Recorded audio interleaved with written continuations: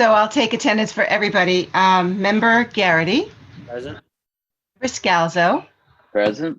Member Palladino, Present. Member Jackman, Present. Member Fury, Present. Member Martino. I see him Present. there. Yes. And Chairman Ringwald. Present. Perfect. Thank you. First order of business will be the approval of the minutes from the January the 13th meeting. Does anybody have any questions? No. Additions? No. All right, I'll make a motion to approve the minutes from January the 13th, 2021. Do I have a second? Second. Nancy, please poll the board and members, only those that were here, please vote. Vote. Member Garrity was absent, so Member Scalzo, I think, was absent too, right? Right. Abstain. So Member Palladino, In favor. Member Jackman, Approved. Member Fury, Approved. and Chairman Ringwald. Approved. Thank you.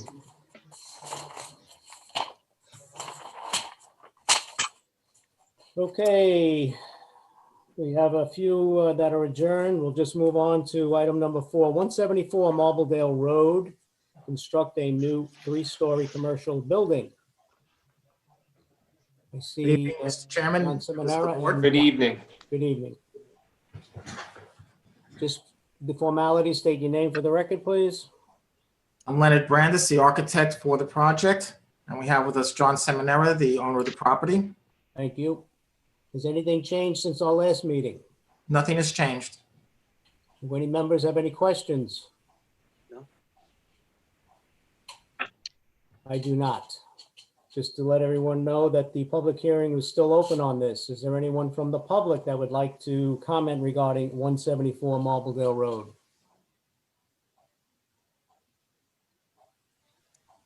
Seeing none, I will make a motion to close the public hearing. Do I have a second? Second. All in favor? Aye. Thank you. Does any member have a resolution in the form of a motion that they would like to present for 174 Marbledale Road? Member Chairman Ringwald, I have the motion. Area variance resolution. The application for area variance is requested by 380 New Rochelle Road LLC for the property located at 174 Marbledale Road, Tuckahoe, Section 39, Block 3, Lot 17A, for relief from the following section of the zoning code, 4-8.5, side yard and FAR. Applicant 380 New Rochelle Road is the owner of 174 Marbledale Road, where there is currently a vacant restaurant on said premises.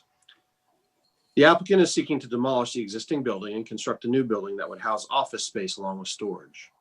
The newly proposed building would require side yard variances along with a small FAR variance. The applicant must also obtain planning board approval, and the planning board has indicated that they intend to be lead agency with regard to secret issues. We agree with the planning board as to them being lead agency. The applicant is seeking side yard variances. The code requires a 10-foot setback where the applicant seeks 5 feet. Further, applicant seeks an FAR variance where the code requires 1.6 and the applicant is seeking 1.74. It is determined by this board that the area variance is granted as the benefit to the applicants of the area variance outweighs the detriment to the health, safety, and welfare of the neighborhood. We've applied the 5-prong test as follows. 1, there will not be an undesirable change in the character of the neighborhood, and there will not be a detriment to nearby properties. By granting this application, detriments to the surrounding properties will not be produced. Most properties on the Marbledale corridor already have grandfathered properties, and this proposed building will be in conformity with the other properties. 2, the benefits sought by the applicant cannot be achieved by some method feasible for the applicant to pursue other than an area variance. Due to the topography of the property, it is not feasible that the benefit can be achieved by other methods. The backyard is extremely sloped and would require immense construction to push the building back and reduce the side yards. 3, the requested variances are not substantial. The side variances requested are 50%, which is greater than this board is inclined to approve. However, as discussed, the topography of this property requires the building to be enlarged on the sides as the rear is not practically buildable. The FAR variance requested is minor on its face. 4, the proposed variance will not have an adverse impact on the physical or environmental conditions in the neighborhood.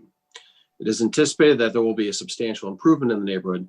The proposed building would be consistent with other properties on the Marbledale corridor.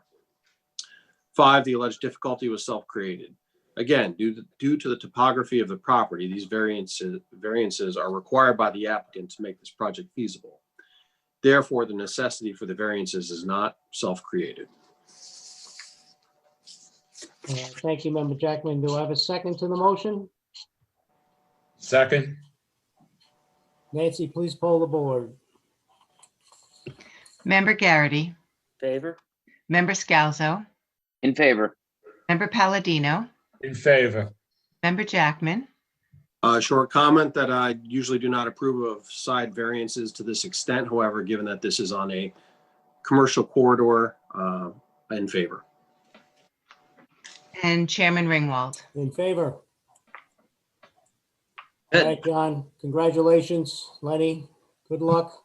Thank you, guys. Thank you. Appreciate all your help on this. And John, be quiet when you're building down there, will you please? And go on top of the hill. I'll try my best. Thank you, guys. Good luck. Thank Good you. evening. Thanks. You too, thank you. Bye.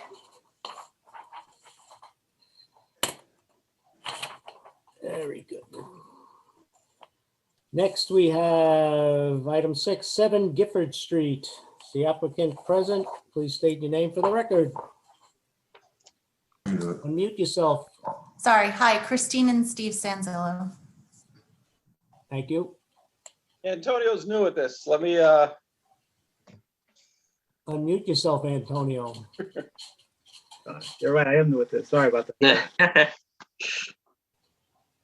Yeah. Nothing has changed since our last discussion, last meeting. Any members have any questions? I just want to bring up the same one I had brought up at the work session. The fire department will have no problem getting into the back at all, just in case if anything happens. The site is accessible from both sides of the property. Okay. Anybody else? I would just like to comment that this is a unique situation. It's a very large shared driveway. I think it is a reasonable request. I would also like, Antonio, if you could, since you'll be taking down a rather large tree at some point, to plant another tree somewhere in the general vicinity, that would be helpful. Yes, just for the record, that tree is in poor shape. No, I understand. I We'll look understand. possibility of adding a tree. Thank you. Anybody else have any questions? That's what I told them I was going to do. I told them I was going to do that. I want to remind everybody that the public hearing is still open regarding 7 Gifford Street. Is there anyone from the public that would like to comment? Yeah, that's what I'm going to do. Seeing none, I'm going to make a motion to close the public hearing. Do we have a second? Second. All in favor? Aye. All right. Does any member, excuse me, does any member have a resolution in the form of a motion that they would like to present regarding 7 Gifford Street? Yeah, I got to push that 20. Excuse me. I have a motion in the form of a resolution, Chairman. Thank you. All right, area variance resolution, the application, this is for the secret. All right, the application of area variance is requested by Christine Zanzillo, whose address is 7 Gifford Street, Tuckahoe, New York, Section 30, Block 2, Lot 15, for relief from the following sections of the zoning code: 4-2.4.2, side yard variance, and 4-2.4.3 rear yard. Area secret resolution. Based on this application as submitted, this zoning board of appeals finds and determines that 1, the action taken herein in an unlisted action subject to the requirements of secret and its implementing regulations. 2, this zoning board of appeals in its possession of all the information reasonably necessary to make this determination as to the environmental significance of the proposed area variance application. 3, that the action taken herein shall not have a significant adverse impact on the environment, and it is declared that a negative declaration is hereby adopted with regard to this act. Sorry, thank you. Do we have a second to the motion? Second. Nancy, please poll the board. Member Garrity, Favor? Member Scalzo, In favor? Member Palladino, In favor. Member Fury. There's making one little comment before I mention something. I was going back and forth on this, but I'm not gonna take a chance on this. I'm gonna say in favor. And Chairman Ringwald. Yeah, in favor. Thank you. Okay. Please proceed. Applicant resides at 7 Gifford Street in Tuckahoe. At said premises, there exists a non-conforming garage that is located in both the side yard and rear yard setbacks. The garage is currently a non-conforming structure. Applicant is seeking to demolish the existing garage and rebuild the garage, moving the footprint of the garage forward towards the street. This will give greater privacy to both the applicant and the adjacent property. Although we are not basing our decision on this, we have received communication from the adjacent neighbor that they are in support of this application. This property is unique in that the resulting footprint allows space between the residential structure and the new garage. The area in question does not result in closed off or restrictive feeling as to any of the neighbors or the surrounding neighborhood. The proposed structure will still be set back from the residential structure. Therefore, recommendation is for the area variances to be granted, as to the benefit to the applicant of the area variances outweigh the detriment to health, safety, and welfare of the neighborhood. The applicant has demonstrated through its submissions in its end presentation that it has met all aspects of the 5-pronged test to the satisfaction of this board. The granting of the variances herein is granted on the condition that work under such variance be commenced and diligently prosecuted within 1 year of the granting thereof, failing which such variances shall become null and void. Thank you. Do we have a second to the motion? Second. Thank you. Nancy, please poll the board. Yes. Member Garrity, Favor? Member Scalzo, In favor? Member Palladino, In favor. Member Fury, In favor. and Chairman Ringwald. In favor. Very good. Congratulations. Yeah, good luck. Good luck. Thank you. Thank you. Next up is 88 Maple Avenue. Is the applicant present? If so, please state your name for the record. Hello, Kara and Quinn Cronin, 88 Maple Avenue. Sorry. Thank you. Ed, you're muted.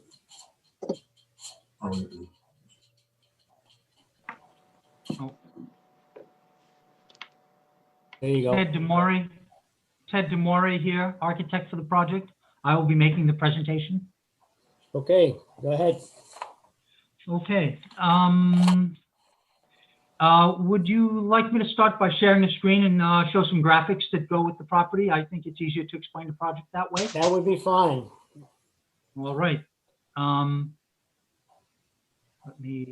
Where's that share screen button? Here it is.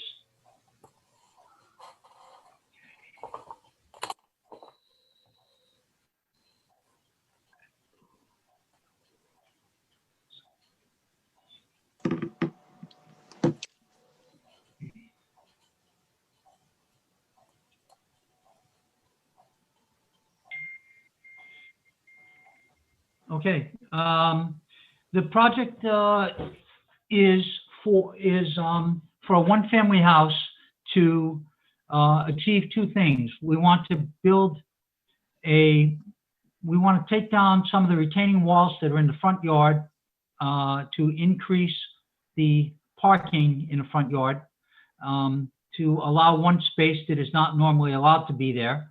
and also to build a bridge across the front of the house to get from the elevated front yard on the right-hand side to the left-hand side. I'm going to show you a survey. The property is kind of unique because it's on a lot that's only 37.5 feet wide.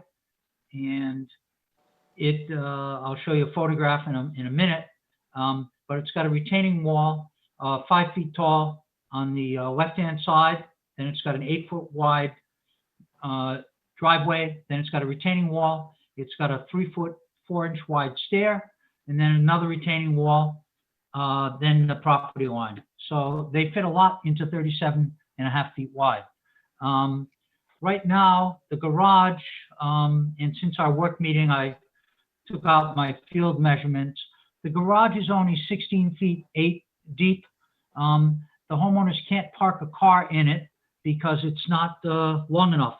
The garage door won't close for them to put a car in the garage, so they have to park in their driveway only, and it's too narrow to open the doors comfortably.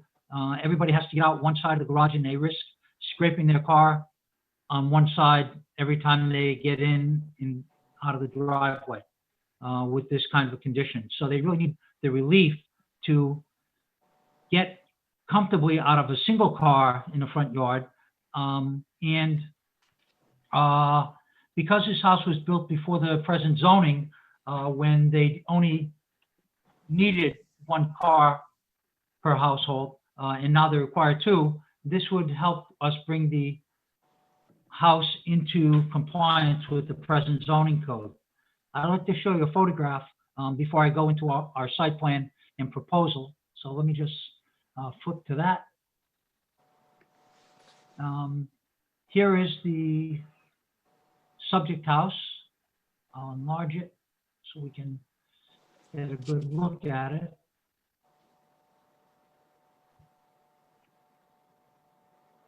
All right. So basically, it's a 5-foot tall retaining wall. We've got plenty. Right about here is where the property line ends for this property, and here's where it ends on the other side. They have some vegetation growing up here and also in this part of the front yard. The stairs are in dilapidated condition, and we want to replace those and make it wider. And we, rather than have a wall that's 5 feet tall along this side, once we build the stair, I'm going to show you back to the drawing again. Our plan is to open up, let me show you. The existing fieldstone wall comes like this. So it's a wall on the side of the driveway. And when we rebuild, we're going to have it opened up so that it's not quite so, it's not that much higher than the stairway that's going up. So it gives kind of a tapered look. The other part is that we're not going to have a fully paved area all the way from the property line into the foundation of the house. We have a terraced out area 5 feet in front of the house that we're going to have with planting, and we will make a little planting area along the side of this retaining wall so we can have ivy growing up it so it softens the view. But in the bridge that goes across from one side to the other is only 5 feet wide, and this is to allow them to get from one side of their front yard to the other side without having to bring the gardening tools through their house. We think that's a reasonable request. And what I'd like to bring out before I ask to make questions is that I want to prove the case per the requirements of what you have exactly in your zoning code, which is this going to create an undesirable change to the neighborhood, whether or not the benefit sought can be met by other means, whether the request is substantial, whether there'll be an adverse effect on the neighborhood, and whether there's a self-imposed hardship. And I'd like to discuss each one of these because I think I can prove our case that Number one, is it an undesirable change? And the fact of the matter is that this street is only 30 feet wide as a right-of-way. It's a one-way street. It only has parking on one side. And it's not the side where my client's house is. It's the other side. So the house has limited parking on the street. Most of the houses are narrow. They don't have parking for two cars already. And the street's always full of cars. And I've got photographs in your package that show that. And I can go back and show the photographs. But this will increase the parking on the neighborhood by allowing another parking space. And it's not taking away a parking space because there's no parking on this side of the street already. So that's number one. Whether this is an undesirable change, that covers that point. Whether or not the benefit can be sought by other means, if we took the retaining wall down on the left-hand side and built up to that property line, that isn't wide enough to get a parking space. It's only wide enough to open the doors of our car to get out. So that doesn't do the trick for us at all. We'd rather leave that green space exactly the way it is, leave that wall up. By taking down the wall to the right side, which is going towards the south, it allows us to have more space for the parking.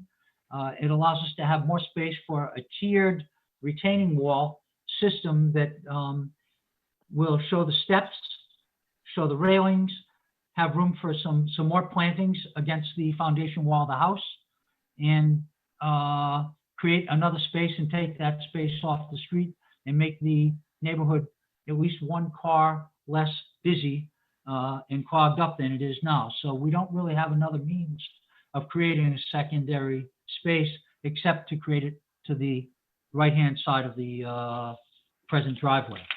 The third thing is whether this request is substantial, and it doubles the amount of paving, and because it's a narrow lot, I think that can only be dealt with in that way. We don't really have another choice. Whether there's an adverse effect on the neighborhood is the opposite. We think it's a positive effect because number one, we take a car off the street when parking is at a premium. Number two, we put some planting at a level where people can see it, because we're going to have a planter against the foundation of the building at the driveway level, not 5 feet above the driveway level, not 5 feet above the sidewalk. So this is, it opens up the front yard. And so instead of you feel like you're going down a street with a wall that's built up to the street, because that's what these retainings are, is a wall built up to the street, we're going to be opened up more, and you're going to be able to see more green space. And whether this hardship is self-imposed, I don't think you can call a person buying a house that has only one parking space a self-imposed hardship. They're just trying to improve their lot in life by having two parking spaces. And unfortunately, they didn't realize that the garage was going to be too short to fit their car when they bought their house. It's substandard. The normal parking space in the village of Tuckahoe and elsewhere in the country is 18 feet long, and I've only got 16 and a half feet inside. And because of the location of the stairway to get to the first floor to the basement, I've got no way to increase the length of the garage inside the house. I can't alter the basement. So that is my presentation. Let me review the photographs with you some more, because I want to show you what else is in the neighborhood.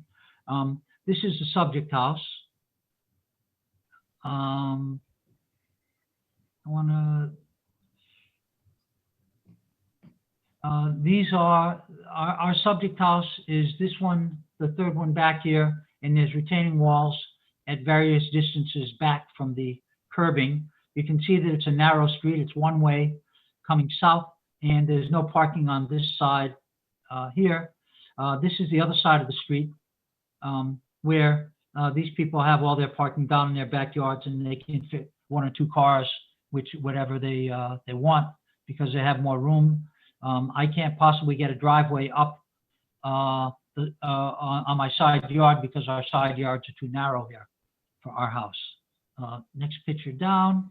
Here's another view of the street showing how congested it is for parking. Sometimes I guess some people park on the sidewalk. And here's an example of another house down the street that has a widened out driveway and they've still got some green space. Where this fella has paved all the That's a way. 50-foot lot, though. Yes, however, if you took a line down here, if you took a line 5 feet off this guy's house, it would be our lot. So this extra green space over here is not consequential to the argument because the amount of space that he's got here from 5 feet away from that point is the amount of space that we have on our left-hand side. And instead of having paving all the way from the sidewalk to the house, in this area on our property, we're going to have a planter and we're going to have green space and we're going to have green things growing there. And it's going to be better looking than this one. Do you have a rendering that shows that on your house? I have elevations and cross sections that I'm going to show you. Here's another fellow that's widened out his driveway. And here's another one. Another 50-foot wide property line. Yes, but I'm not sure if that makes it, that only, I think that only supports our case because we have a narrow lot. We don't have that much we can do with it. And we don't have enough space to do anything more than what we're proposing. We're still going to have green space. Let me show you the site plan again.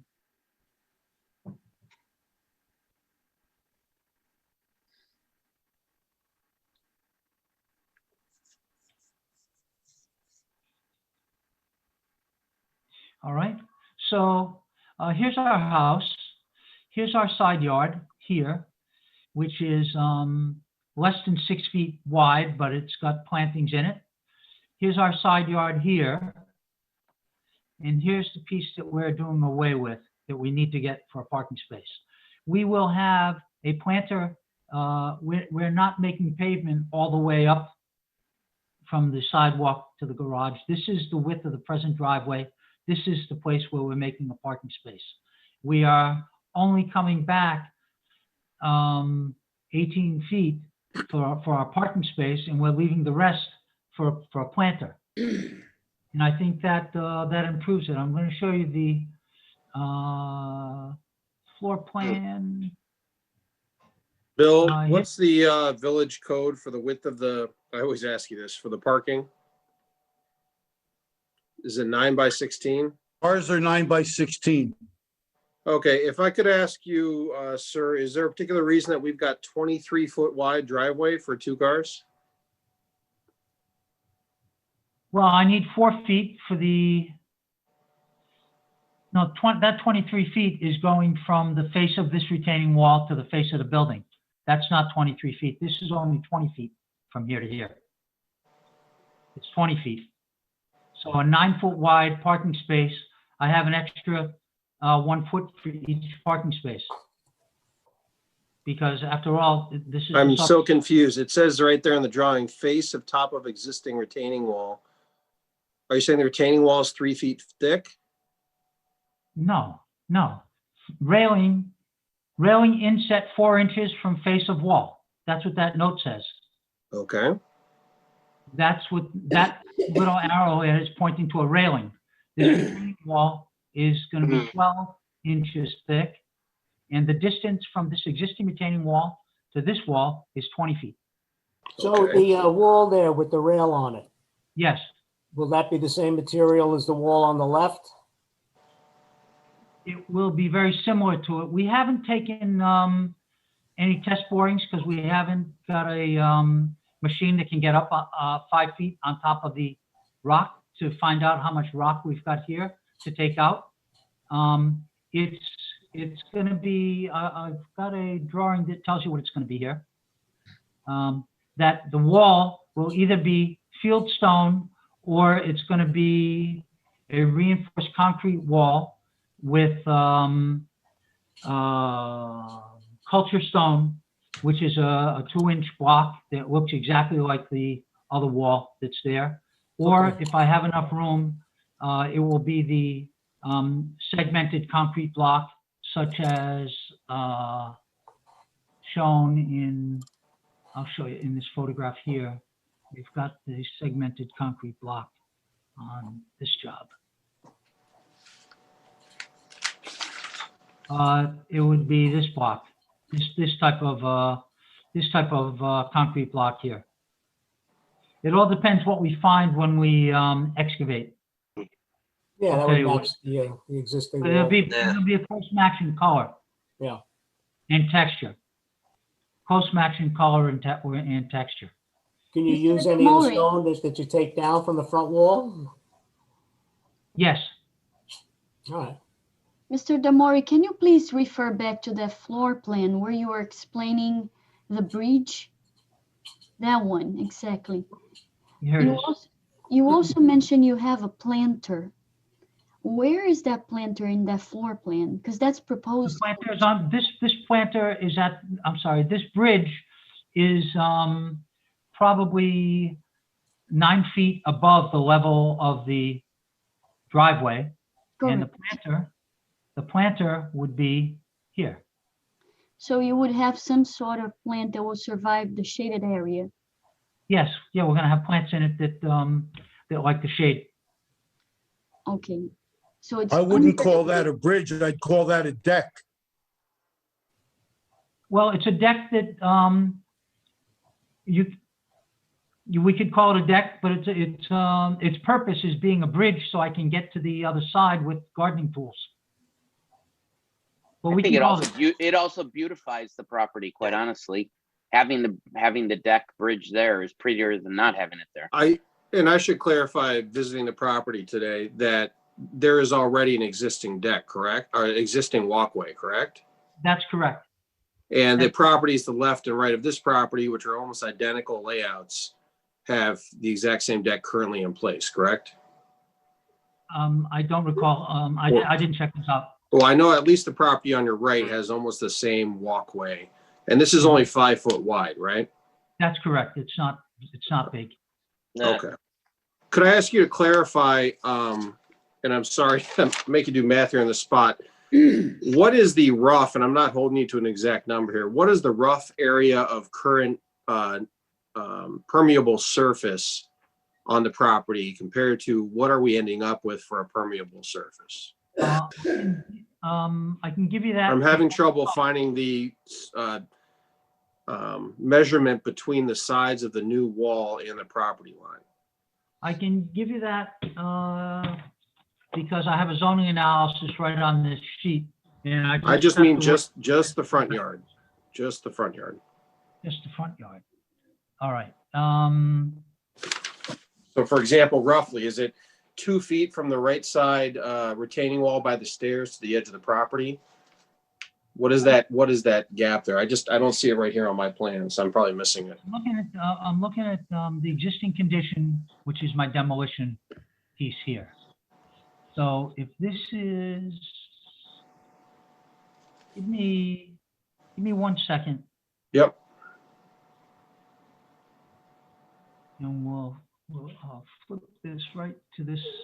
Sorry, you don't have to get super detailed here. I just literally, a guesstimate is good for I me. can get these dimensions in a second.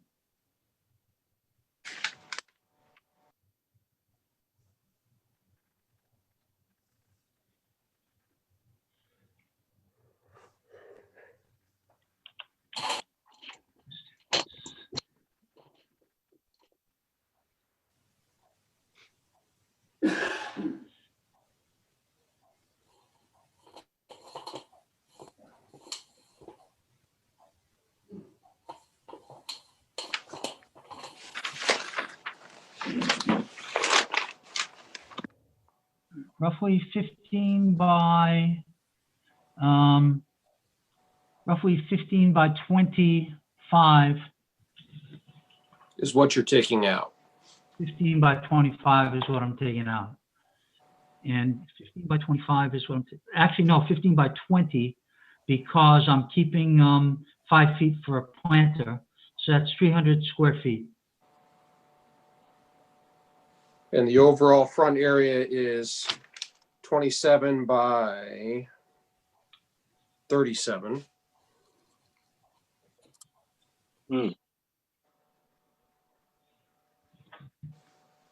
And you're, so out of 1,000 square feet in the front yard, you're removing 350 roughly. Obviously nothing exact here, correct?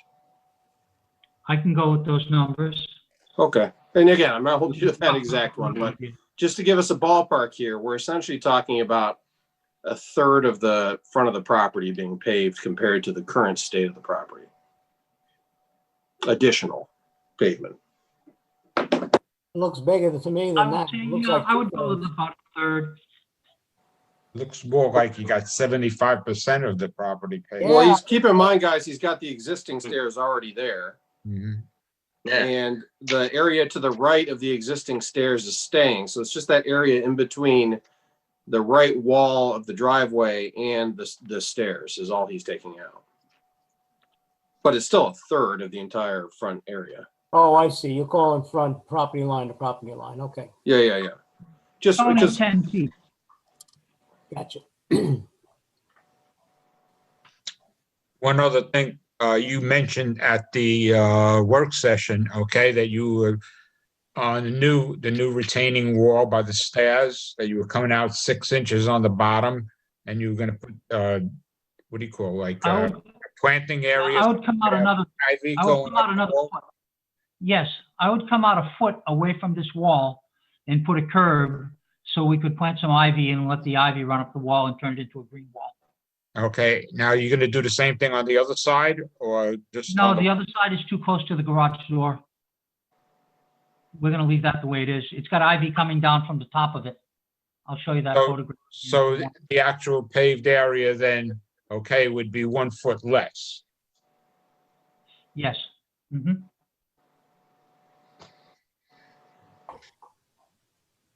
This has greenery right on top. I don't need the greenery running up the wall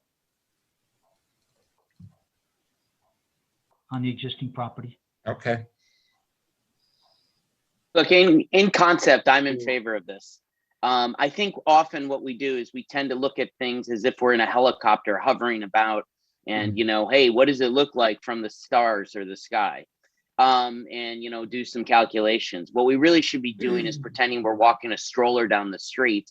And how does it feel to the community? How does it feel to the eyes on the ground?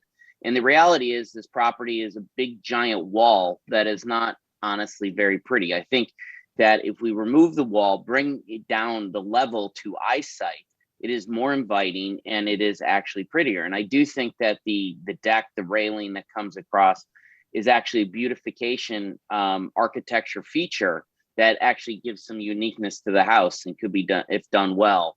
I like the idea of the walkway and the way, or the stairwell to the side and the way you were matching the pitch with the retaining wall.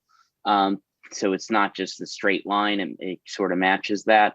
So I think you're doing some good things here. And I think overall, it actually makes the house more inviting, and it kind of it allows the entire neighborhood to breathe a little, or allows the house to breathe. I think the thing that's unique about this property versus, let's say, Lincoln Avenue or other ones is the size of the wall. In Lincoln Avenue, it was much lower, 2 or 3 feet. This is a 5-foot wall. So you can't see over it at all. It's very intimidating as a 5-foot wall that's being removed, which is a good thing. And the other thing that's unique is obviously we're talking with a very, very narrow lot of 37.5 feet, which would never be approved of today. But the applicant and the village is stuck with the way things were done, 100 years ago. So I don't know if it's perfect as drawn, but I think it's on the right track. I don't entirely disagree with you, Member Scalzo, as far as it not being the prettiest look from the street. I mean, my only issue here is that essentially, you know, it's just a driveway now. You're just walking by looking at a gigantic 20-foot driveway. And you're still going to have these very large retaining walls on each side of the driveway. So you're still going to have that kind of, I mean, I could almost argue that it might be nicer if you just got rid of all that 6-foot retaining wall on each side, brought down and had kind of a terrace system on each side to bring the greenery down to the street. But that's a whole separate discussion. It's not possible either. Mm. Because of the topography of meeting the neighbors. We can't destroy the neighbors' yards. We only have 5.5 feet on each side, and there's not enough room to terrace our yard without affecting the neighbor's yard. Yeah, I mean, so my issue then is essentially you still have the 6-foot fortress wall, and then you walk past that, and it's just a huge driveway, and then another 6-foot fortress wall. No, not at all. No, Oh. not at all. You're seeing this wall now, and you're seeing a wall that follows the shape of the stairs. Instead of being a straight 6-foot tall wall, you're seeing a sloped wall, so the site gets opened up. It gets Oh, on the much- right side. You're saying on the right side between your on the right property. side of the site, the wall opens up the site. That part I didn't understand. I apologize. Um, So between the stairs and your next door neighbor on the right side, that retaining wall is being rebuilt. on the side of the stairway, which is the right side of my driveway, that wall is being rebuilt. The side against the neighbor, I'm not touching that wall. That wall stays in place. It has to stay in place because it holds back the dirt that is level with her yard. If I touch that wall, then her yard gets affected, and I'm not allowed, we don't want to touch her yard. I just want to clarify. I'm not understanding this then. We can't. So if I'm walking up the stairs that you've presented on the right side, correct? Yeah. As I'm walking up those stairs, when I first enter the property and I put my hand out to the right, am I touching a wall that goes straight up to the original height of the yard, or a Yes. yard that follows the slope of the That's stairs? The original wall that got built when the property was first developed is holding back dirt. Picture this as if you're walking into your living room of your house. And I you've got a understand, but you were wall talking about on the opening up the yard. How does that open On up the the other yard? You side. just have stairs. Pardon me? Say Yeah, again? You're saying you're opening up the Yeah. yard. You just have stairs there. Ed, maybe if you put the picture back up, he would have a better understanding. Put the picture of the The house. overhead picture. May I also The suggest overhead the picture. Google Street View? I think that will help a lot. There you go. This wall on the right-hand side. That's staying. the top of This here is It's- staying, correct? That wall is staying. So this wall and this wall over here, that right now is the same height as this wall is now coming down, and it's going to follow the slope of the stairway. It's like when you've got a stairway that opens up on your living room, you've got a railing as you go. Yeah, I up got to the that second- part. I was asking about the right side of the stairs, which this picture makes Yeah. clear. So that is not changing that area you're touching with your mouse right This now. area does not change, Thank you. but That the was it. stairs get changed and get completely rebuilt. But the whole thing gets opened up, and you'll see greenery now at the ground level instead of seeing a wall when you're walking down the street. Where's the greenery that you're seeing? This new wall is going to be roughly 8 inches further out this way, and there's going to be a foot wide planter along the side, which I'll have ivy growing in, and back up against the house where the foundation wall is. We're not paving the yard all the way from the sidewalk to the foundation. We're keeping a 5-foot planter there so we can have greenery at 2 feet above grade level, so you can see you can have greenery to be seen and growing. Ed, what's the plan for the driveway? Is it going to be asphalt? Or are you going to carry that beautiful stonework all the way through to the driveway, to the basically to the house? Yes, we're gonna have with these pavers.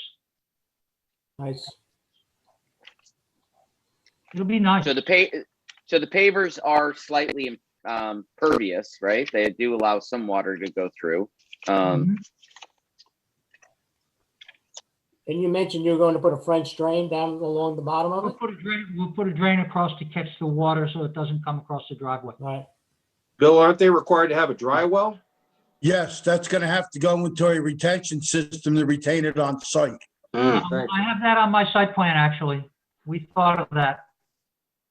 We knew that was going to be a requirement, so we put that actually on the plan right here. So Ed, have you contacted the Department of Public Works, Frank DeMarco, to see if he would allow a curb cut? The curb's already cut there. Not in the drawing, it's not. Halfway up, you have a curb. Let me look at that photograph again. Oh, you're right. I will contact him. All right, I'll definitely contact him. good. Any other members have any questions or comments? I got one. Go ahead. Is there any way to get like like say like a drawing what the house would look like with the alterations to it? I have that drawing What would it actually look like with all that? right here. I think what the member's asking for is Yeah. kind of a rendering. So, if Yeah. you're walking, like member Scalzo said, it might actually convince some of the board members if they had an idea, you're walking your stroller down the street, what's the appearance of this from street level, If you're requesting it, then we can provide it. Sure, we can. I mean, is it an insane amount of work for you or like an hour? It's something I have to hire an outside consultant to make a rendering. No. No. Make them do That's it. all right. No, if, what do you No. call it, on Lincoln Avenue, okay, the architect on Lincoln Avenue did some work with the computer and had a picture that you saw what it would look like and, after everything was completed. And I think Right, that's what the you can- members are looking for. John, they can Photoshop it. Yes, okay, that's the word. There you go. Photoshop. Yes, there we go. You folks really need a 3D drawing to see what you need to see. And for that, we would have to hire it out. I don't think we're trying to I create don't know, that a. the other architect didn't do that, they. Nah, you have to do all that then. I don't think We we're trying to spoiled, create a. Ed. We got spoiled. I It'll think give like one a of the- better picture what would it look like. I think one of the things that we have to realize, okay, and has to be the main thing here is the uniqueness of the situation because Yeah. it's a 37 and a half foot wide, okay? Especially since we've denied so many people, not to have parking in their front yard, or we had people change their designs and everything in order to accommodate more green space, okay? I understand where Member Scalzo came, that it most likely would look a hell of a lot nicer and everything else like that. But the big thing is the fact that since it's so narrow, okay, and we've always been sticklers on the fact that we wanted more green space in the front. We didn't want to eliminate it. And we're also kind of setting the precedence that you have the expectation of 2 parking spots in front of your house. I mean, Thank you. Okay. That is a lot of properties in the village that could be doing this. Even the properties to the left and right of this property are the exact same situation and could very well come in. And this is, I think, about 4 doors down from the Lincoln property that we just approved. So Yeah. these things have a way But of they- kind of spreading. The Lincoln property was much wider and It was, they yes. accommodated what we wanted, okay, in order to keep more green space. That's where I'm getting at, Well, the Yeah. Lincoln property could though. Yeah, The Lincoln property could. That's the uniqueness of I'm this. saying that you know, there's a lot there's of no- thought that has to go into this because it's a unique situation because of the width of the property. I'm just more hesitant about this idea that you have the expectation of 2 spots, Mhm. no matter what the size of your lot. I'm not sure where this is, going with the village. Everyone has the right to 2 spots. That's a big precedent.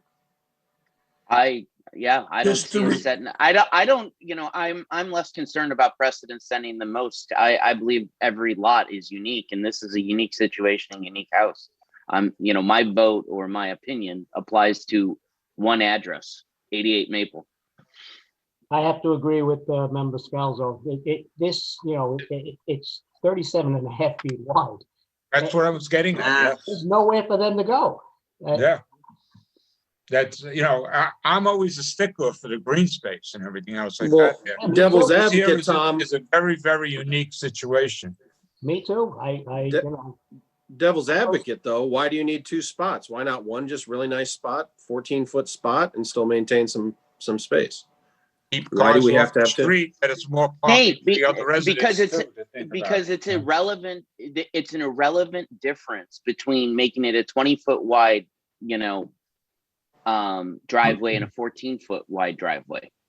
In I would fact, agree. 20 foot is nicer and better for the community than 14 feet. 14 feet only satisfies someone who's like in a helicopter, just circling around. I'm sorry, what do you mean by that? I didn't catch that. It just matters to someone who's looking at a map and not actually living on the street. Yeah, I mean, taking down half the wall, I understand. Taking down half the wall is that you still have the other wall. If this was a level piece of ground and there wasn't the incline, I would agree 100%, and it would be a no. It would be no. You can't take out your whole front yard. But they have nowhere to go. And to Member Scalzo's point, this is, you're looking at a wall. So, taking half the wall down or all the wall down, what's the difference? I do like the fact that they're leaving green space and they have the terrace with the planting. That I do like. I also like the fact that Ambrose Laboratories sent a note. I'm assuming that the owner requested this, saying that the large hickory tree between the two properties would be okay, and that won't be damaged. That makes me extremely happy. Me? And I also want to comment that a couple of neighbors sent letters in saying they have no problem with this. But I do understand your concerns, Member Jackman, and I just really feel for the homeowner in that they only have 37.5 feet. They don't have much room to play with. I understand, but our view in the past has been you buy the property how it is. And I understand that no one expects to have a tiny driveway, but the expectation that you should be able to pave your entire front yard is a lot. Well, again, because of the fact that it's raised up the way it is, it's less of a front yard. I don't disagree with you or Member Scalzo's point. I think they're excellent points. I think there's another side of this that we need to kind of weigh, which is we are setting. I hear what you're saying, Member Scalzo, but I think you could just have a ton of. Well, you gave that guy 2 spots. Everyone should be able to have 2 spots. I can only fit 2 spots in. My yard's a little wider, but I should be able to fit these in. We made the individual on Lincoln bring down the width of that driveway too. Do you remember what that was, Bill? No, I do not, but I can check for you and send it out to you. I think we made him pull it down to 18 feet or something. Yeah, but he had the room on the left side to go out, and he's more of a. So does this property. But he's going to take down the wall on the left. He already explained to you we can't. We made I'm just playing devil's advocate here. We made the member on Lincoln take down the retaining wall. Remember, he had a retaining wall. Nate, Nate. Every single property we've done unique. Alpine Road we did unique. We did unique on Lake Street when they came in and wanted some stuff. We evaluated on a property by property perspective. Member Jackman's defense, if you do enough properties unique doing the same thing, it becomes a standard precedent. People are going to expect it. That's what I'm saying here. We are making 2 spots in front of your tiny property a standard grant. I'm comfortable for anyone that's got a 5-foot wall on the street, which creates a cavern to everyone that's running down a canyon street. And so, if you're telling me I'm making a precedent for that, I want to decanyonize Tuckahoe. You can put that on my next time I run for mayor. Well, guy comes in without his 5-foot wall and exact same property size, and that's a no. Potentially. Okay. I mean, could I add something here? Yeah, go ahead. Is it possible that I could still add something? Sure. Your zoning ordinance has the 5 points that an applicant has to prove, an owner has to prove, an applicant has to prove to be considered whether or not he could get a variance, whether you can grant a variance, and those are the points you have to consider. And I went through those points at the beginning of the presentation, and this is a unique site. It has, there aren't that many houses in Tuckahoe that have 18 feet between the sidewalk and getting to the first floor, so it makes it a unique site. It's 37.5 feet wide, and the questions you have to ask yourself, is this a detriment to the neighborhood? And it's taking a space. Most of the people in the suburbs here have 2 cars. Very few of them have 1 car. We are taking, for this family to have 1 car in their driveway because they can't fit one in the garage, they have to have a space on the street, which there's only parking on one side of the street.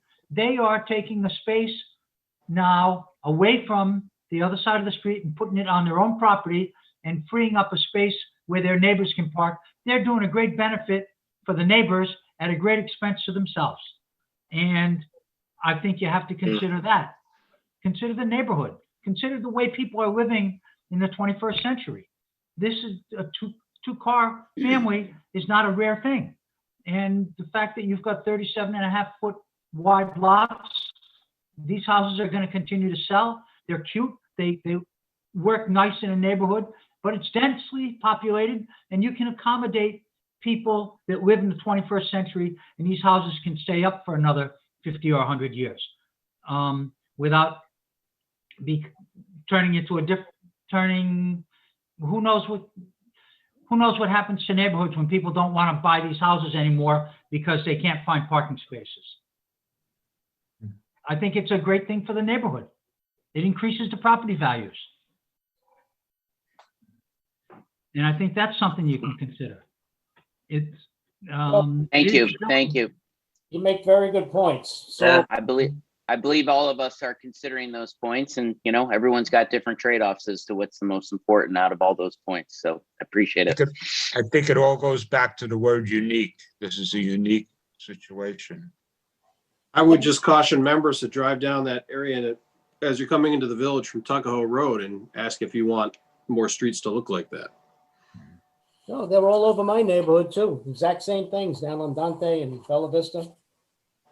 So, member Jackman, he's requesting to take out, well, it'll be a 21 foot, roughly 22 feet end to end. So if he were to shorten it, it would still leave a bit of that wall on the right. I mean, would that be something you would? That's splitting hairs. I mean, it's, I'm not going to put him through that misery. Right. I think, I am not arguing against member Scalzo's points here. I think they're well made. I'm just trying to see this from the other side, which is that you could very well end up with just an entire street of driveways. Just like I said, I don't remember the name of the road. Remember the guy we just approved Lake. On Lake? Well, I mean, They end up with a row of homes that look like Lake. No green space, just paved as far as you can see. but those are It's just- attached houses. Yes. Yeah, those row houses. But it's perspective. I don't think it's a bad thing to say that this would be an improvement. It's not the prettiest look from the street. I agree with member Scalzo. I am hesitant to allow, as member Garrity said, I think I disagree with member Scalzo. I think we are setting a massive precedence that you have the expectation of 2 spaces, no matter how small your property, no matter the any other issues facing the property. An excellent point. So it's just something to weigh. I I'm not even just saying I'm want to be. against it. I just want to be on record that I vehemently disagree with member Jackman and Garrity that I don't believe I'm setting a precedent, and I don't believe we are as either. So I just don't want to accept that as a statement that we all agree on. I do not agree with that. No, these are just comments. Nobody's making statements that are going down as record or anything. I mean, he has his opinion. You have your opinion. We all have our opinions on this. I do think each property is unique, and we have to look at them separately. And whether this opens floodgates and everyone wants to come in, then so be it. We handle each one individually. I don't know. Any other members have any points or questions? Yeah, I just take it one property at a time. So Member Martino still with us? Does he want to say anything? you still Just there? taking it all in. Thank you. I'm sorry, what was that? Just listening. All right. Anybody, anything else? Open the public. Hearing. Yeah, somebody just spoke up.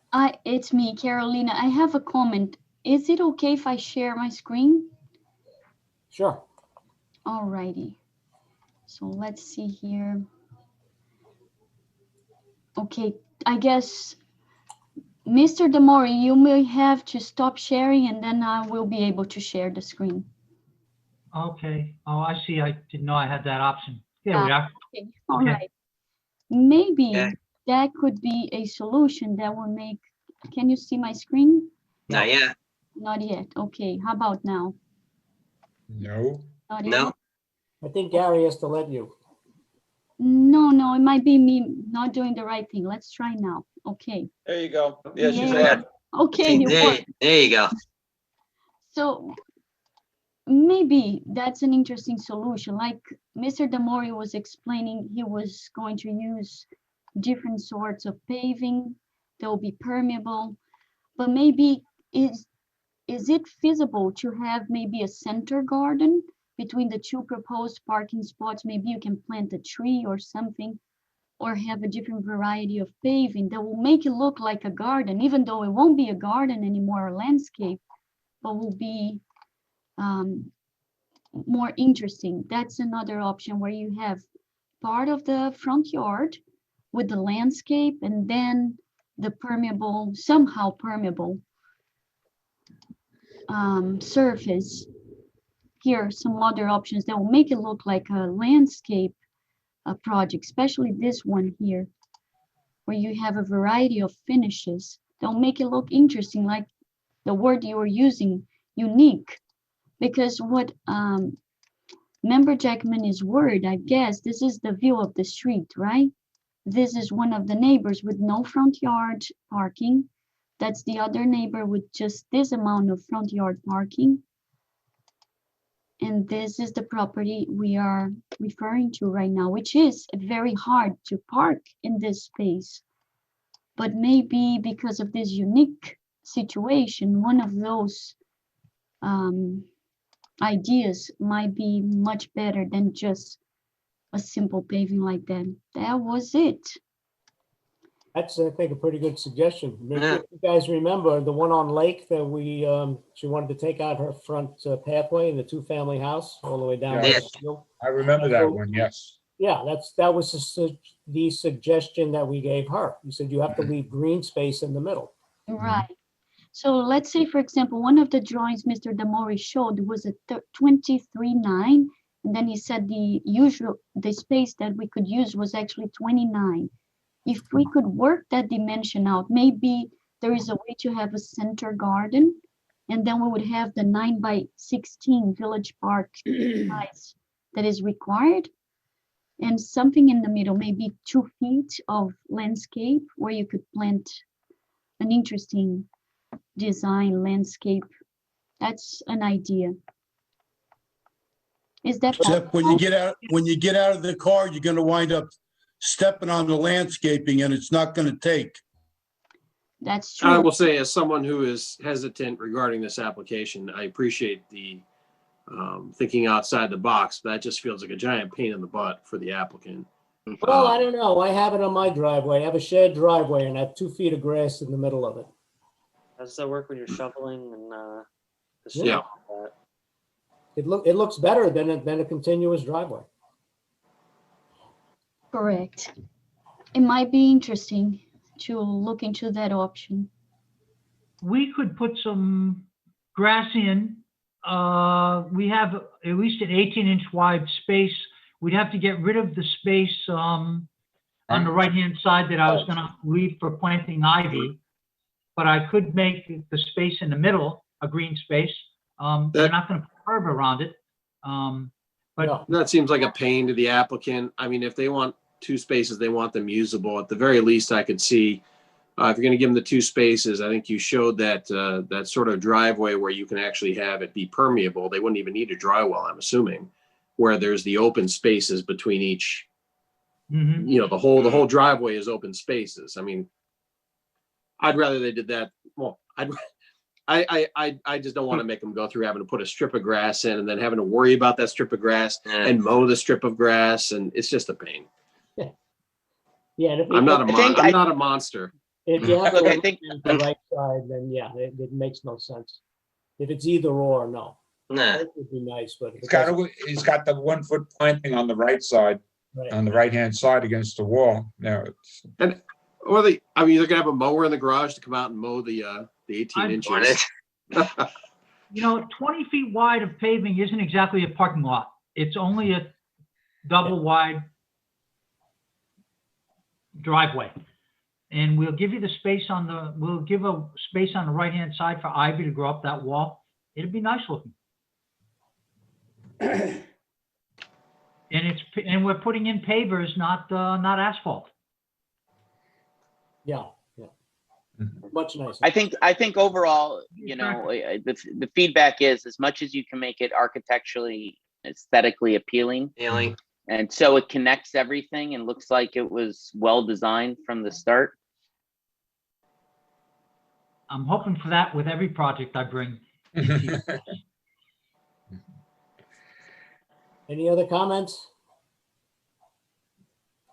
Okay, I'd like to make a motion to open the public hearing regarding 80 Maple Avenue. Do I have a second?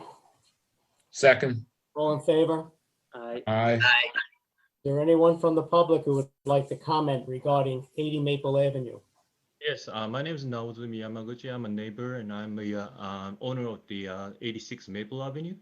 As you have seen in my property, we have a huge hickory tree, and then I'm not really sure, but the root may be going into the into their property of the 88 Maple Avenue, and when it's digging, it may damage and potentially it may fall the tree, and that's my concern.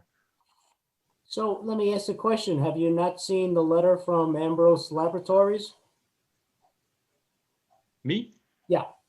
No, I don't. So I'll ask the homeowner, Kara, did you present them with that letter?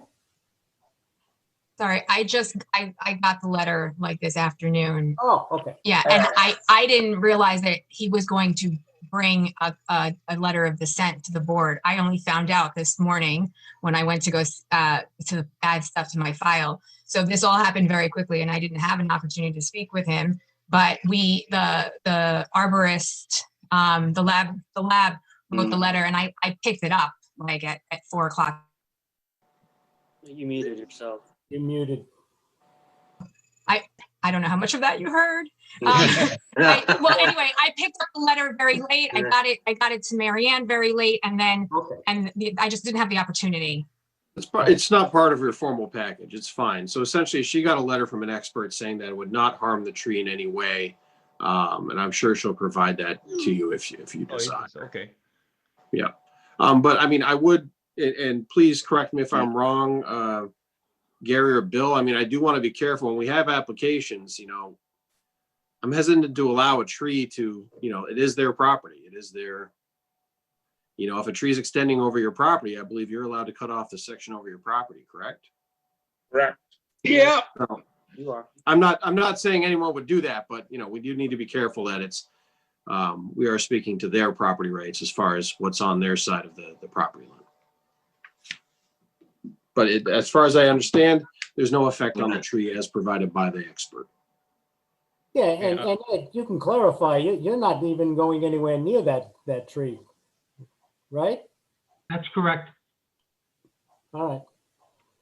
So the homeowner will provide you with a copy of that letter. Hopefully that will ease your Satisfy him. concerns, right? Okay? Wait for that. Thank you. Do you have any other comments you'd like to make? I guess he left. No, there he is. No other comments? All right. Anybody else from the public that would like to speak? I would like to, if that's okay.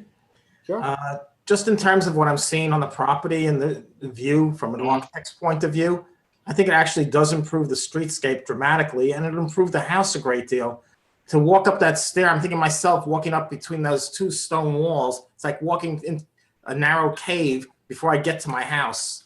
And to open that up and make it a wider stair so you can go up, if you have a little kid, that you can at least hold their hand while you're going up, and having it all open and visible so you're not hidden on the side there. I think this is a great improvement to the property. I think it'll really, I don't think it'll hurt the village at all in terms of creating any sort of eyesore. I think it's going to be a huge improvement for the house and for the property. Thank you. Anyone else from the public? Okay, seeing none, I will make a motion to leave the public hearing open. Do I have a second? Second. All in favor? Aye. Okay, folks, so thank you very much. It's been a great presentation. I think you have some excellent points, and we will see you next month. Okay. Anybody else before they go? All right, thank you very much. We'll see Thank you. Thank you. Thank you. Yeah, have a good night. Night, thank you.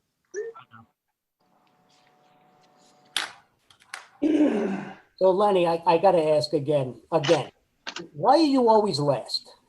That's a last minute conversation we had here. Lenny gets I didn't paid know I was by making this application Right. 2 hours before the deadline. Lenny gets paid by the hour, so he always wants to go last. You know, it's like, how long can I be on the call for? Hey, Our last item is my mother-in-law's staying over. I need to be here. Our last item is 25 Main Street. We want to reduce the number of parking spaces required. So please state your name for the record. Okay, I'm Leonard Brandis. I'm here representing Peter Borducci and 25 Main Street, LLC, in his application to reduce the number of required parking spaces per requirements of the zoning code. Okay. We have met the code itself in the past, and we've been paying for additional parking spaces. We only have a certain amount of spaces that came with the property when we leased it from Metro North. Mr. Borducci will tell us more about the tenants that are in the space right now, including Growlers, the restaurant, which is there. It's been there since, I guess, almost 10 years now since I did that one. And also Industry 80, the hair salon, which is on the first floor as well. So if I can share the screen, I'd like to just show the property. Let's see, where am I? Okay, can we see that? There you go. Okay, and this is the main building. This is the walkway from Main Street coming down. And these are the parking spaces that come with the building, basically. That's not part of the town property. The town property does have the other areas here. That's part of the Freightway parking lot, I believe. And we've now been renting these spaces from the town, paying for them for about 10 years now. And we feel that we've been there for many years, and we have not really had any issues with parking. We've always had empty spaces during the day. The restaurant doesn't really do much of a lunch business there. Most of it is during the evening, where it is open and free spaces here. So that's the only person that we have that has a heavy load going. And as I said, Mr. Borducci will talk more about that. I'd like to just bring in the photographs I had before.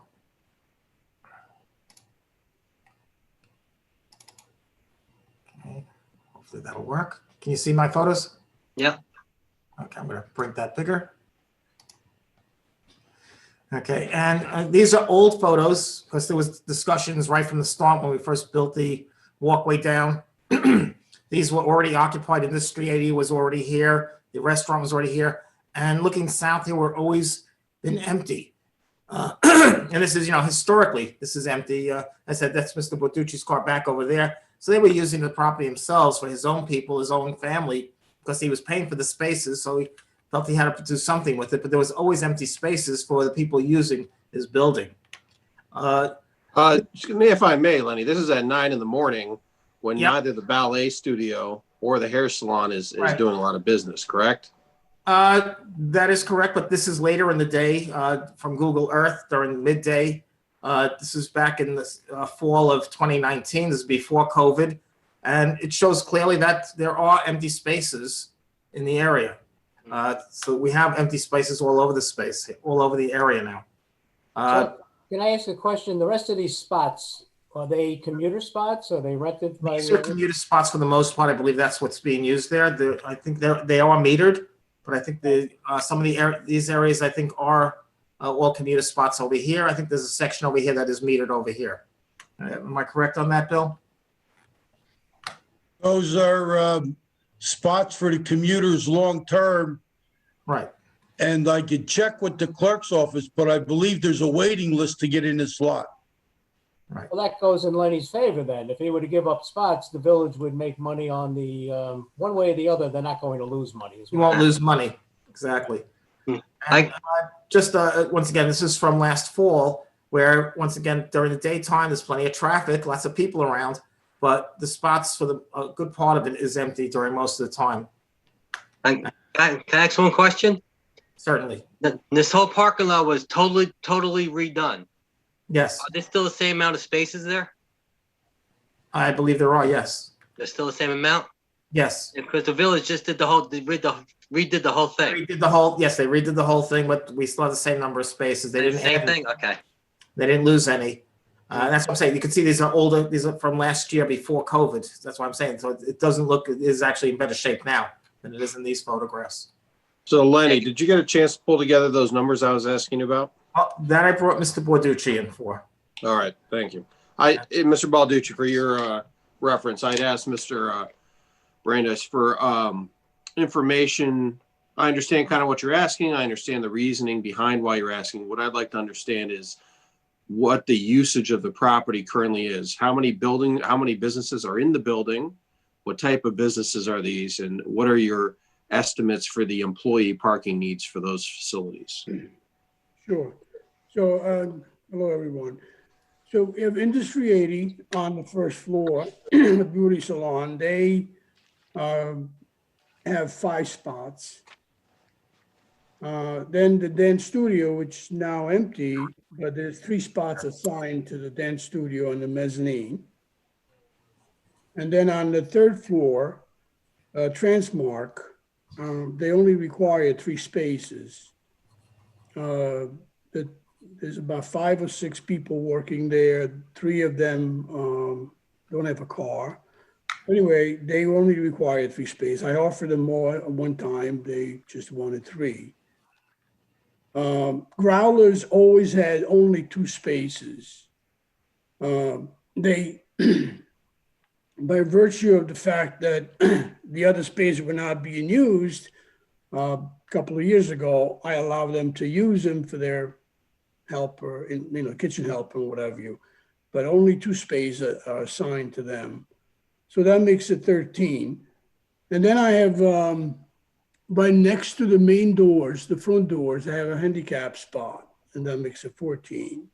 There's still one that it's unassigned, but occasionally my son parks there, Jonathan, and actually he does park there for now. So that's all. It's been like that all along from the beginning.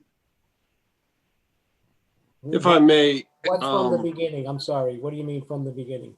Well, from when we started renting the building, I believe Industry 80 was the first there, and they've been there for about 10 years.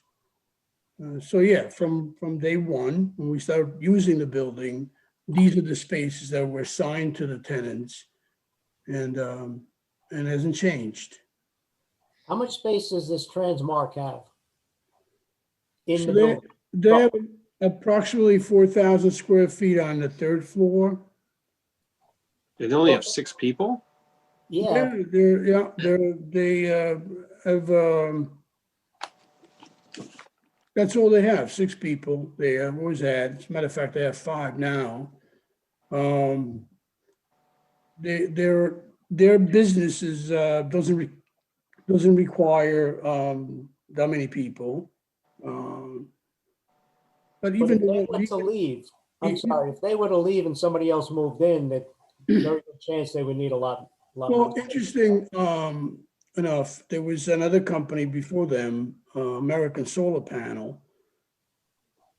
They had 3 spaces as well on the same spot.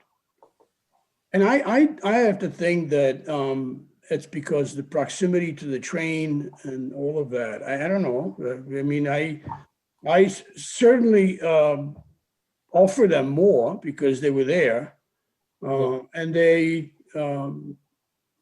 didn't need it. And you would say, why would they refuse it? Well, it has a correlation to the rent payment.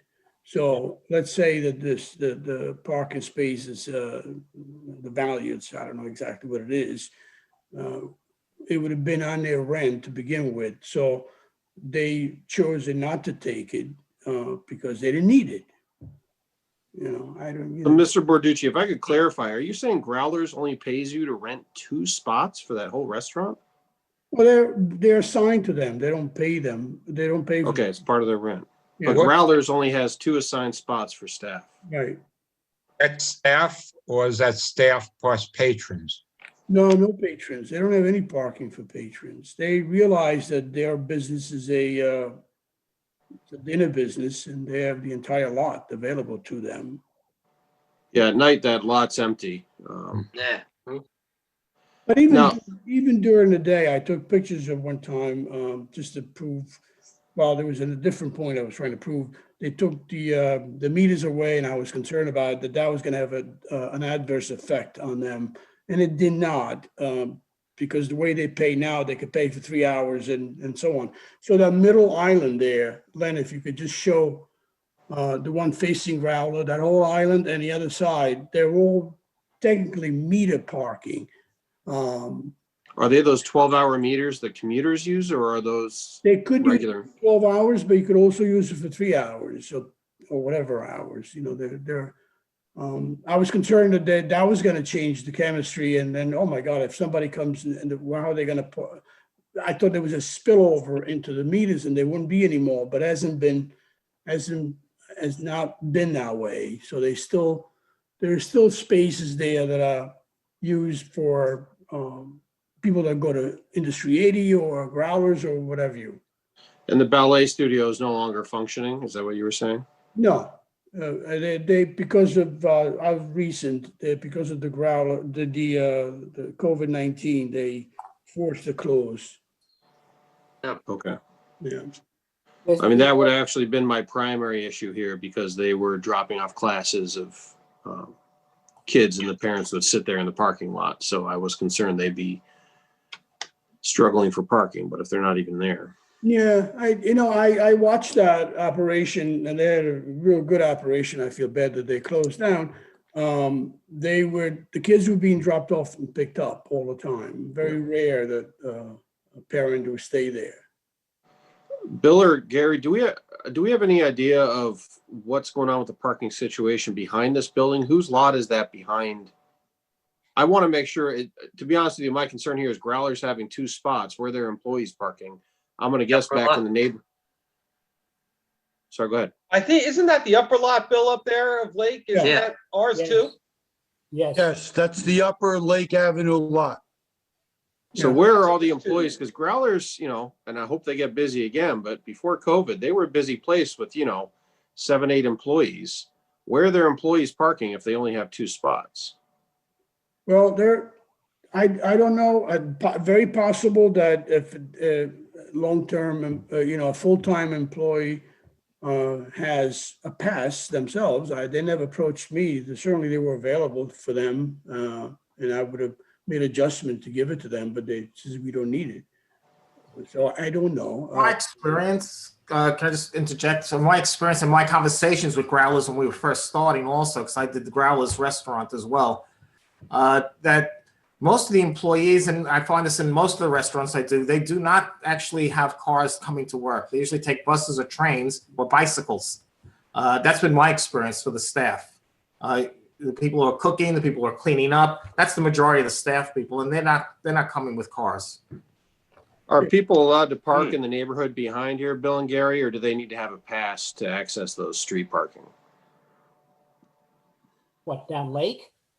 No, down behind here, there's that whole neighborhood back there by Parkway Oval. They may Street and have stuff like resident that? parking permits. Okay, that's what I was asking. So there's, the growlers, you know, I don't believe that 2 spaces is covering their staff during normal times. COVID probably. But I'm just trying to make sure they're not parking or will be forced to park if we reduce these spots back in that neighborhood, or that they can't essentially if they don't have a resident permit. Yeah. Bill or Gary, can we make a recommendation to reduce the number of spots for a year, let's say? You know, make them come back. Can we do a temporary to reduce from 20 to 15 for 12 months or some period of time? Which case we can look at it. Gary, did you see what I sent you today where it says any changes to the site plan would also trigger some input from the planning board? I didn't see that, Bill. I thought I read what you sent me. Well, I have the final site plan, so I can send that to everybody also. But the number of spots were based on the square footage and the use of the building. And that's per our code, Bill, correct? What? That's per our code, so that's why they're before the zoning board looking for relief from our code section. Correct. Look, I guess, yeah, what I'm, you know, my opinion is that based on the usage of the building today, it seems like taking down the number of spots is completely reasonable. Obviously, if something like Transmark left and it was subdivided and there was a lot more employees in 4,000 square feet, then they would need potentially the full 20 spots. So I'm, you know, is there a way to give them temporary relief or give them partial relief or something? You know, I don't. Yeah, David, we can craft something. I'm sure that would be. I completely agree with member Scalzo. I mean, for a building that size, 15 spots is, you know, nothing. And now I understand the specific issue right now is they're not using them. I agree. I mean, I don't want to grant this permanently. I also agree. And I don't know if we should do it on a calendar basis, say a year, or as long as the same tenants are there. As soon as the tenant changes, then I think the applicant needs to come back in front of us. That would be my suggestion. But then you you'd may have to pay also want the. to check with the village to see what they're going to do with the spaces, because they're not going to leave them empty. And if they're not available next year, then you're going to wind up with a dilemma of no parking. Bingo. Yeah, I was just about to say that. Just gonna bring that up. But I assume, but listen, I what I would assume is that dilemma gets solved. You know, maybe you gain one space 1 month, another one space the next month, you know, as there's turnover in that lot, as, you know, commuters give up their spots.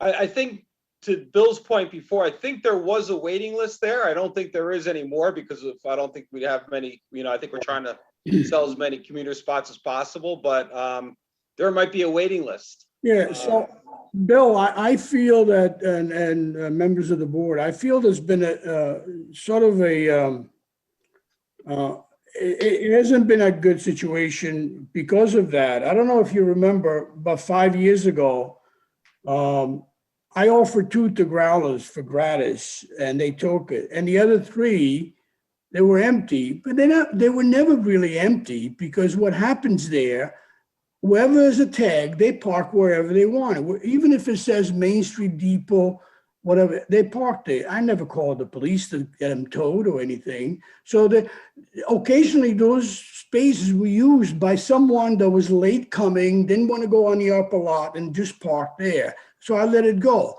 Then at one time, Bentley came over to me. You probably remember this story, Bill. He says, you know, I have 2 or 3 people interested to rent the space. I says, all right, well, let him call my office. Maybe it's a waste anyway. And then I was told either by you or the village or whoever that you really can't rent these things. Okay, so we didn't rent them anymore. What was happening though, and I understand, whoever was renting the space lived across the street and they left the day and night. And then in the wintertime, they had to clear the parking lot, and it was a problem. So we didn't do that. We did away with that. So for 5 years, there have been 5 spaces against the wall that I either give it to friends or family, or they just park there. And that's why, and it became now front and center because the building is making less money. My manager came to me and I said, Peter, you still want to continue to pay for these spaces? Nobody's using it, and the rent is 30% less. I says, I think we should do something about that. And that's when I came to the village to ask what could be done about it. And the suggestion was to apply for this and get a relief. So Bill, why can't he sublet his spots? They're his spots. Because he's required to have those for his building. And the fact that his renters don't want them is not our issue. I mean, growlers should not just have 2 spots. They should be paying. That's the part I don't understand what's breaking down here, Bill. Don't we have requirements for businesses? Like, can a growlers move into a building and then tell the owner, oh no, I only want to rent 2 spots for my massive restaurant with, 8 employees? Yeah, and they did that, and they got a discount accordingly because they asked for it. So that was the best deal I could make, and I made that deal.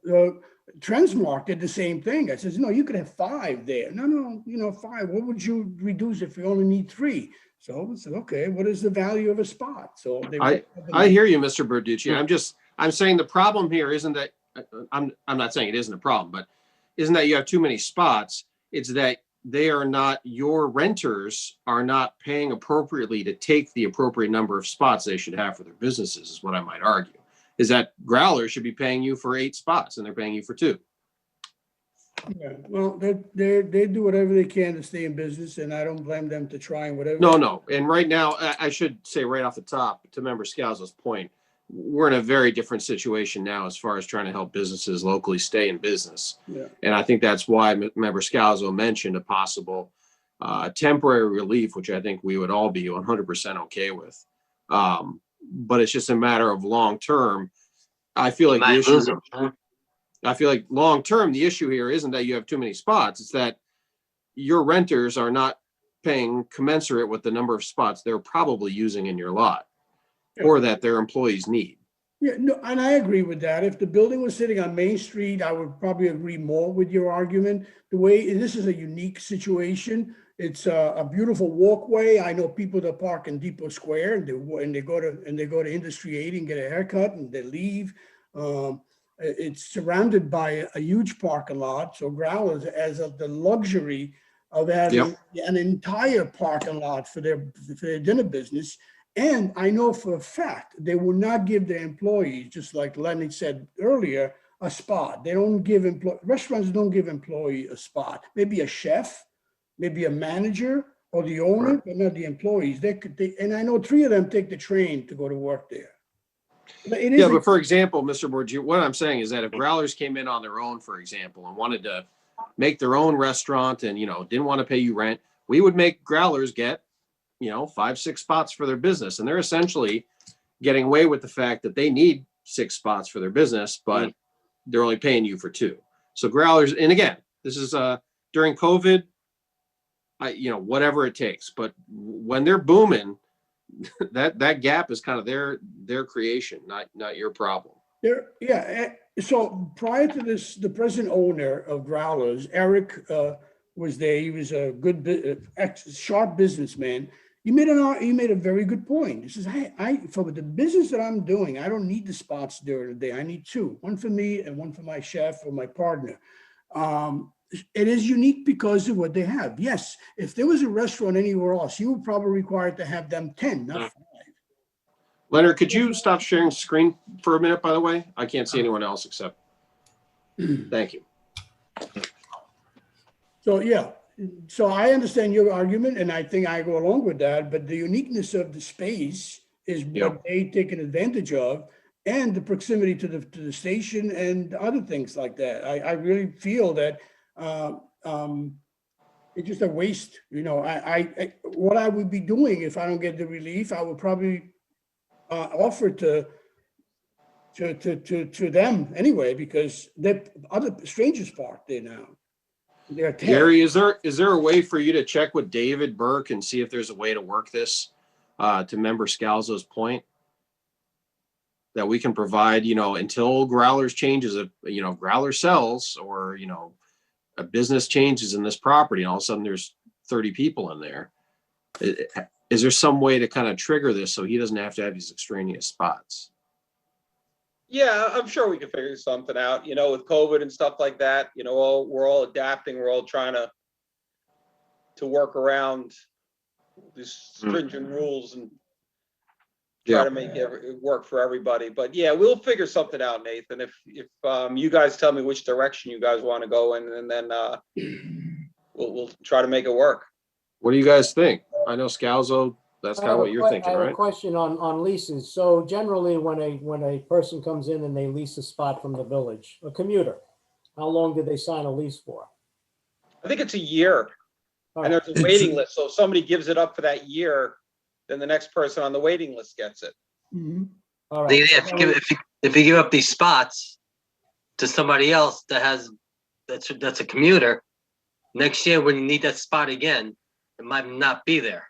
Correct. Well, yeah, but then their lease is up in a year. But it's only that's why I asked the question. I mean, if it was a 5-year lease, then we'd be in trouble. Yeah, but are you going to jump in front of somebody who's on the waiting list, or does now these spots go to the back of the waiting list? Or you make those metered spots for the time being. Make them metered spots I until. have to agree with Mr. Borducci and with Lenny's pictures. I've been in that lot quite a number of times, and the upper lot is, if anything, half filled, and all of the spots that he had in that picture that were empty are always empty, and I always wondered why when all the other spots were taken. So I think it's a very reasonable request, but I do agree that we should put some caveat on this, a period of time or something. Yeah, so, to your point, I know I have my maintenance person check who parks in those 3 or 4 spots that we don't use. And they are legitimate payers with a tag. They just don't want to go in the upper lot. It's convenient to them to park against the wall and get to the train. So, and we leave them alone. I mean, it's fine, except when I go there, I don't find my spot and I have to, They're taking advantage of your generosity. Yeah, see? they're taking advantage of me all the time. Peter, how much do you pay per spot? I believe we at 11 something, Bill, 1,100 and some and change. Wow. Yeah, well, we rent a spot on Lake Avenue for, I don't know why the difference. I think on Elm Street for the doctors on 29 Elm Street there. So for every year we get 5 spaces for them because they need it, and they're $900 each. Why are there more here, Bill? I never asked you that. Was it something done years ago that this lot is special? Why people pay more than any other? Peter, I don't know I don't know the rates and how they charge for them. I believe It there's has 2 to do with different rates, merchants and one commuters. for commuter and one for merchants. I think there's 2 different rates. Oh, Yeah, this is merchant, I think. Yeah, I think you're right, Peter. yeah. Okay, well, that's what it is. So what are you thinking, Mr. Scalzo? That's kind of what you're thinking? Like a temporary, until someone changes? Yeah, absolutely. I think we should give them temporary relief. I'm open to how to do it, whether it's on an annual or 2-year basis or to some sort of change in tenants or occupancy. I'm open. I'm Okay. flexible on that, but I think we should give them, kind of immediate relief. You could Agreed. do like the shorter of a year or to change in the tenants, whichever comes first type thing. I would say 2 years, so he doesn't have to pay money every year to come. He's going to be paying quite a bit of money to be coming in front of us then every year. Well, my thought process is, and maybe 2 years is right. Maybe it's a year to get back to normal and then a year of normalcy. In 2 years, let's say, we'll be able to figure out whether it should be a permanent change or not. So, but Is there a way to trigger the parking requirement without him coming in front of us, Gary, or that'd be impossible, right? I hate this thing where we charge people to come in to revise things we set up. Yeah, there is a way though, right? Bill, let's assume for a minute that Transmark leaves and I get a tenant that has 11, 12 employees. they come to you for a permit, right? Don't they No, Peter, apply for because, a no, permit? what they're supposed to do is the building is supposed to supply the proper number of parking spaces based on its square foot. Yeah, no. Not that they come to us for parking. Yeah, no, just for, if there was a trigger, I mean, if there was a business that by its nature requires so many spaces, I would be begging for the 5 to come back. But right now, it's been 10 years and this is what it is. Yeah, I think, whatever you guys could do, I appreciate it, it would be I helpful. would think a 2-year basis works well, is a good start for us, so we could really see how it does work. Working on whether tenants go and come, I think that's gonna be difficult to maintain even for everybody to watch. I mean, who's gonna know who's there, who's not there? So I think if you have a timeline, I think it's easier for everybody. Okay. And I think to Member Scalzo's point, given the COVID, given a year to recover, and then I think we can re-examine what I was talking about, which is why does Growlers only have 2 spots? There's got to be something with it. In a normal year, Mostly they there should at be night. paying you for 5 spots because their employees are parking somewhere. Hey, I don't Nathan, buy that they're all coming in on a bike. Nathan, they're required to have more than 2 spots by the zoning code. Yeah. Yeah, so that's kind of my point, is that we can deal with that long term, but for right now, everyone's just trying to freaking stay in business. Let's just get this done as soon as possible. Get these people some relief. I mean, I know I'm on record here, that's a public meeting, believe me, they try to stay in business. Right now, all my tenants, they accept, I don't know why, but they have 25% discount on the rent. It's been ongoing since last March. And it will continue until further notice. So yes, everybody's got struggling. Yep. I would not go to them and says, listen, you have to take 2 more spots right now because it will be good. All right, I think we're all in pretty much, Tom, Yeah. you're kind of in agreement with this, right? Oh, absolutely. And I'm thinking one step further. I mean, can't we write this in a way that he only has to come back if there's a trigger? In other words, if Transmark moves out and CVS moves in and they need, 25 spots, that would be the trigger to come back.